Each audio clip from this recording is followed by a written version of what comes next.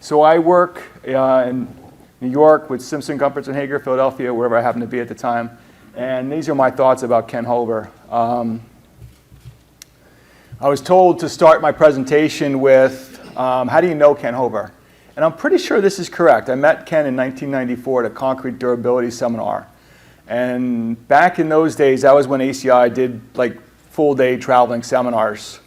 And that feels like a long time ago, but some days it does, some days it doesn't. You say it feels like a long time ago. You know you're getting old when you're asked to speak about somebody's retirement celebration. That's a sign you're getting old. So after I initially met Ken, that seminar was great, but somehow I ended up going to Cornell 2 years later. The seminar was great, but I didn't work with Ken. I got the opportunity to work with Mary Stanceloni, who was my master's advisor, and then stayed on working later with Sarah Billington on my PhD. So I'm one of the different speakers up here. Ken was not my major advisor. He was my minor advisor. And that was really something that was very, very useful to have Ken as a minor advisor, and that gave me a very different perspective than some of the other speakers in the room. So a minor committee member, for those of you who aren't familiar with it, it's a great job, actually. I'm going to just advance this a little bit. There we go. So Ken was a minor committee member. It's kind of like a person you can go to it for advice, but you're not necessarily obliged to fully accept it and fully take all of it. But if you don't, there could be consequences. So, it's just one of those things. But it was really worked out well, and Ken was a great minor committee member. I got to know a lot of Ken's students very well. Caesar, Martina, who's not here, Tim obviously was a critical person. I'll talk more about Tim. So Ken worked as a minor committee member, and then when I finished up, I got the opportunity to teach for 1 year at Cornell, where Ken was actually then now a colleague, which was pretty nice. I got to teach actually concrete materials. I don't know if you were on sabbatical that year. I don't know. I don't remember why I was teaching what really would be your class, but I taught the undergraduate materials for 1 year. So I got to know Ken in a lot of different roles, and then since 2004, all sorts of stuff. A couple times I've gotten a phone call from Ken, and he said to me, "You're in New York, right?" And I said, "Yeah." Can you call up somebody? Can you call up a friend of mine? It's like, okay, he's got a problem. And we're not going to get any more involved in it than that, but Ken probably knows what I'm talking about. So, a lot of different roles in knowing Ken. And since we talk a lot about Cornell and Ken's work at Cornell, but I want to talk a little bit about Cornell and ACI. Cornell University is a small school in Ithaca, New York. And for those who don't know Ithaca, New York, it has pretty marginal quality aggregates, one of the unique factors. But Cornell has really made some outsized contributions to ACI over the years. There's really been some tremendous contributions from different people. And I kind of want to acknowledge a little bit of that here, because Ken's obviously been a part of that, but there's really some other people. When you think about like names like Winter, Nilsson, Gergley, Mary Stanceloni, Floyd Slate, you look through like the list of honors and awards and paper awards, there's a lot of those names up there. And they've all been colleagues at Ken, and just want to acknowledge a little bit of that. But I also want to talk about 3 Cornell faculty that have served as ACI president. First one, I never met, not quite that old. But I can tell you a little bit about Hollister. They named the building after him. At Cornell, the civil engineering building is named after Hollister. And really the only other thing I know about Hollister is he was a paleontologist. And he was very involved with the founding of a paleontological research institute in Ithaca, or maybe that's Trumansburg? Halfway there. So very diverse interest. Next one, Dick White, 1997 ACI president. And what can I say about Dick White? He was probably one of the nicest people you would ever meet. A great teacher.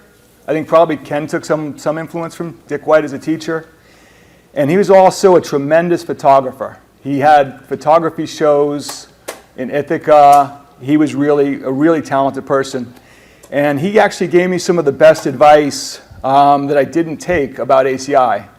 he told me, don't get involved with TAC because that's just too much work. He was a TAC member, and he told me that, so I didn't, unfortunately I didn't take his advice, so I'm suffering for that now. And then finally Ken. And what can I say about Ken? I think we're saying enough about it today. We're all here today to talk to him. And so one more thing that you got to note, if you look at this quickly, if you're a Cornell faculty member that becomes an ACI president, if you look at them quickly, they all kind of look the same, don't they?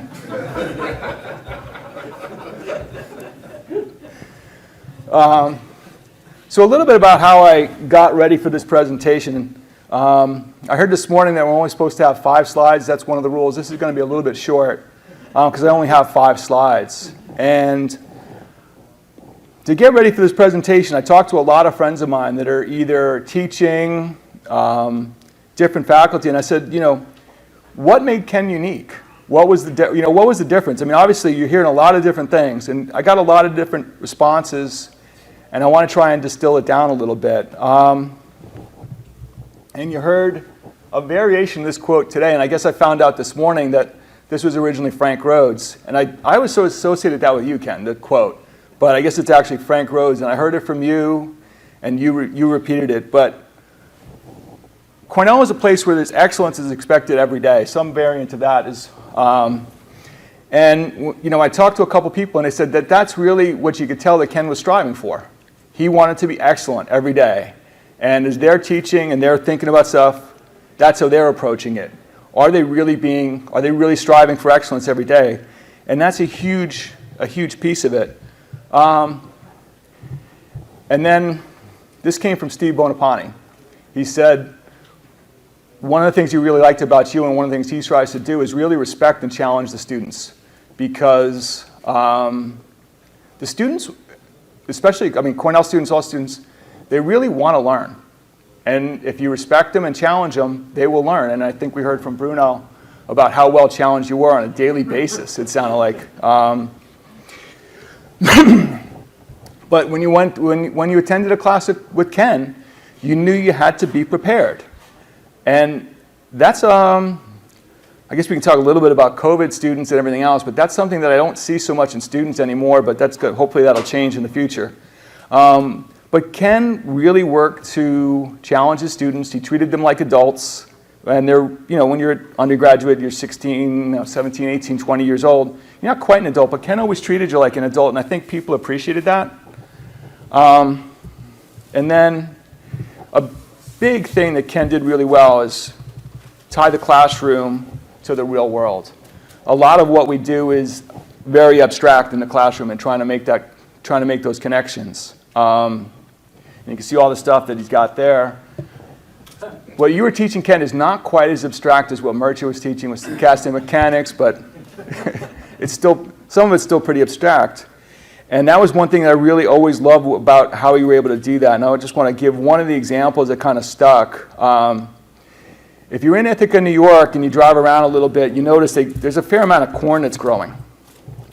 And one thing that I never quite realized until Ken told me this was the growth of corn and concrete maturity are about the same thing. They're actually the same basic process.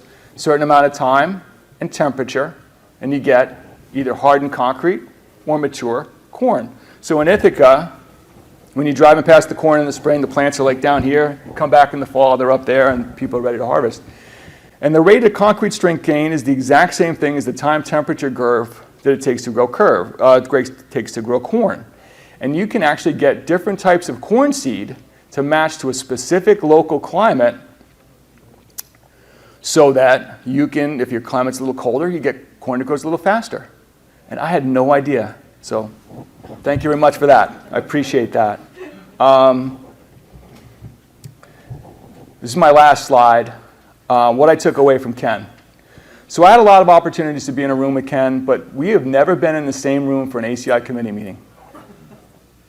That is correct. I was thinking about that. I said, I had to have been at some point, but nope.